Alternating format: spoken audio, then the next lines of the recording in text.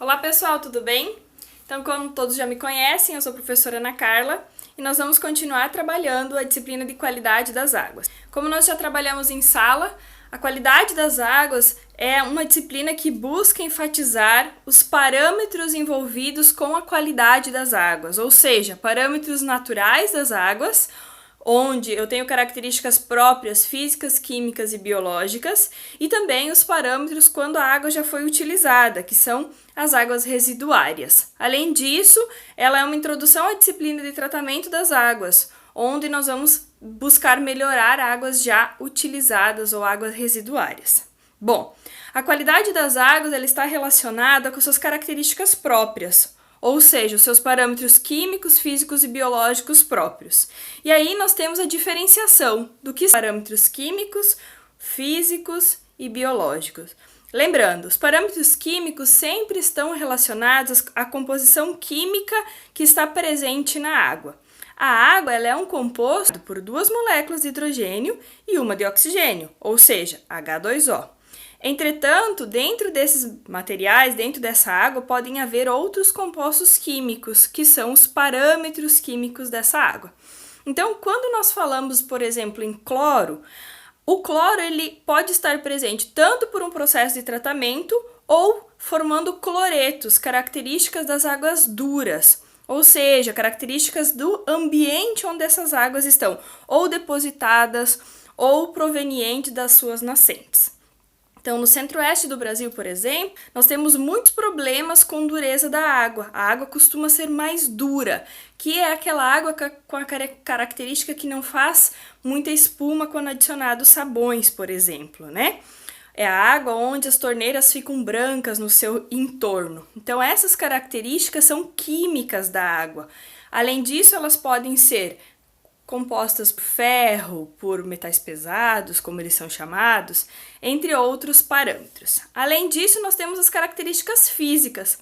Eu costumo brincar lá na sala e dizer característica física é aquela que eu posso encostar, que eu posso sentir ela, como temperatura, como odor, como sabor, né?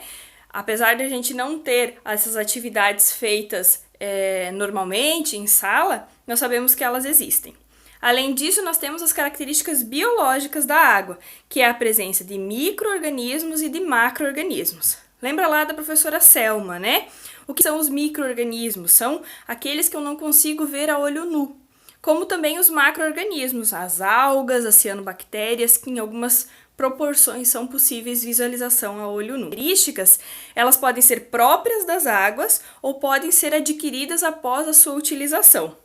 Dentro desse processo, após a sua utilização, nós podemos dividir em duas características muito claras de qualidade das águas, que são os padrões de autodepuração e de eutrofização. O que é a autodepuração? É quando a água recebe um ambiente então aquático, seja ele um lago, um rio, ou um córrego, recebe uma quantidade de materiais, então já uma água utilizada, uma água residuária de algum processo, ou mesmo a água das chuvas, né, que são os processos de recebimento da pluviosidade hídrica dos ambientes. E nesse processo de autodepuração, ele consegue se autodepurar, ou seja, ele consegue se limpar entre parênteses, certo? Essa é uma característica dos ambientes e eles são estimulados por processos lóticos da água, ou seja, por movimentação, além de outras características do ambiente.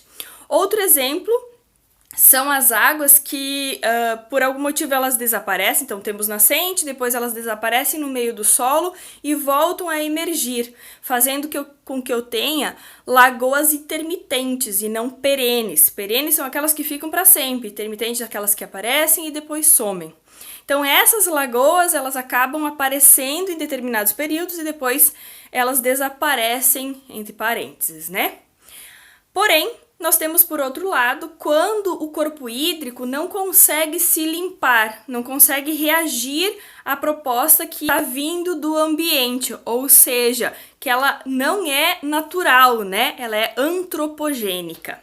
Esses ambientes antropogênicos, então, esses processos antropogênicos causando a eutrofização, são diferenciados em zonas. O que são essas zonas?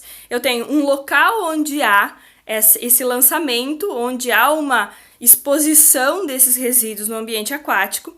Depois, eu passo por uma zona onde é totalmente séptica, ou seja, eu não tenho mais organismos capazes de ajudar a desenvolver uma limpeza nesse ambiente. Lembrando, nós já discutimos isso, esses ambientes, eles são prejudicados tanto em flora quanto em fauna. Então, o entorno desses ambientes hídricos também é prejudicado por esse processo antropogênico, certo? Até que no final, busca-se sempre chegar à autodepuração, ou seja, o ambiente está sempre tentando se recuperar. Quando ele não consegue recuperar, a gente diz que fica um ambiente eutrofizado, onde eu tenho baixíssima ou nenhuma capacidade de sobrevivência de vida, mesmo aquelas que são decompositoras também chega um momento que desaparecem desses ambientes. Então, essa revisão rápida está englobando todos os nossos conteúdos já trabalhados. Vale ressaltar também a qualidade da água calculada, que é o Índice de Qualidade da Água, o IQA, onde leva em consideração 9 parâmetros. Dentro desses 9, a P também índice de importância desses parâmetros dentro do cálculo, e está tudo apresentado nas nossas aulas. Agradeço e boa atividade!